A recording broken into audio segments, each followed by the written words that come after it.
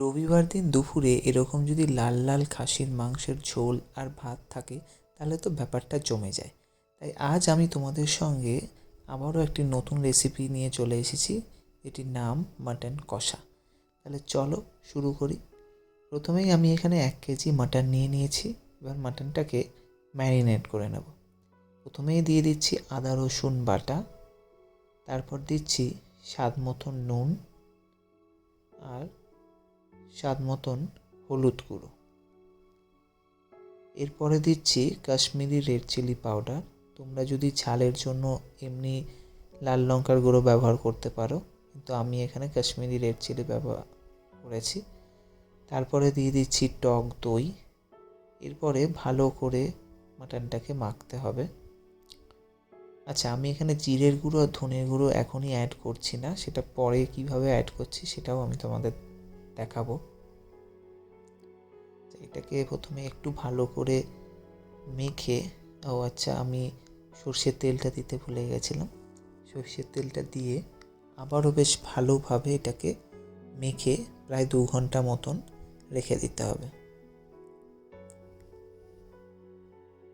আচ্ছা, এবার অন্য একটি পাত্রে শুকনো খোলায় আমি একটা মশলা গুঁড়ো করে নিচ্ছি। দিয়ে দিচ্ছি 2টো দারচিনি, একটা শুকনো লঙ্কা, 4টে এলাচ, লবঙ্গ, গোলমরিচ আর গোটা জিরে আর গোটা ধনে।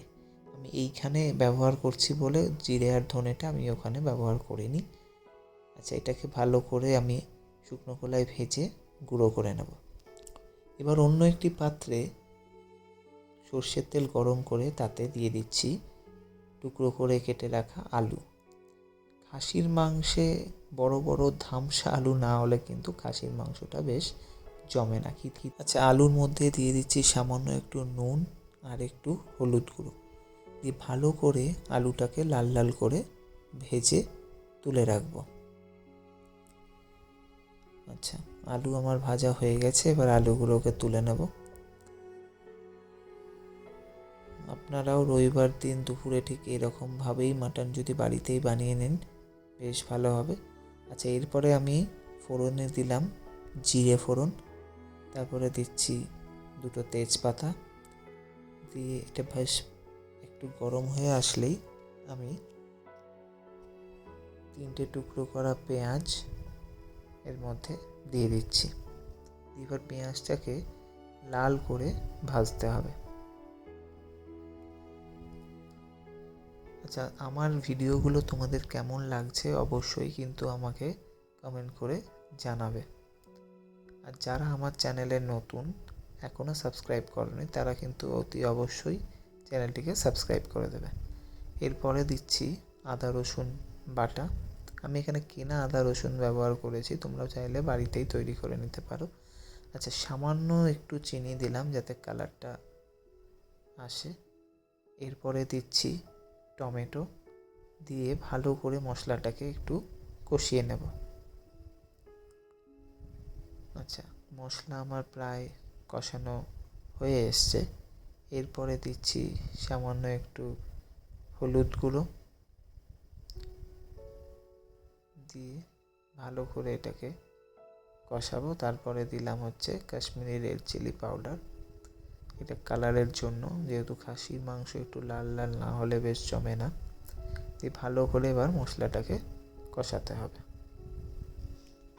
আচ্ছা, মশলাটা কষানো হয়ে গেছে, তেল ছেড়ে দিয়েছে। এরপরে ম্যারিনেট করে রাখা মাটনটা এর মধ্যে দিয়ে দিলাম। এবার ভালো করে আমি এটা একটু নাড়িয়ে নেব।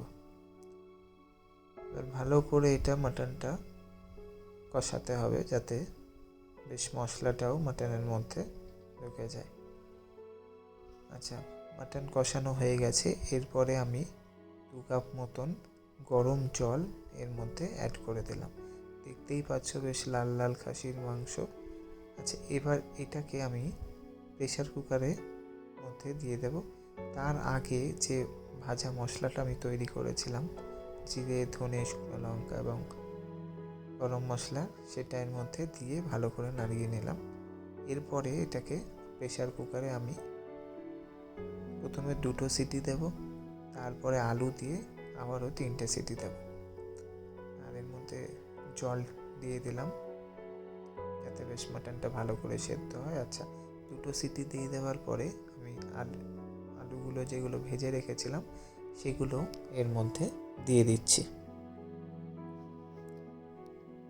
দিয়ে এরপরে 3টে সিটি আমি দিয়ে নেব।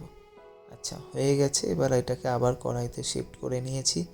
নামানোর আগে দেব হচ্ছে ঘি আর গরম মশলা দিয়ে ভালো করে নাড়িয়ে নিলেই রেডি হয়ে যাবে আমাদের মাটন কষা। আর যদি হাতের কাছে একটু ধনেপাতা থাকে তাহলে ওপর থেকে দিয়ে দেবে, দেখতেও বেশ ভালো লাগে।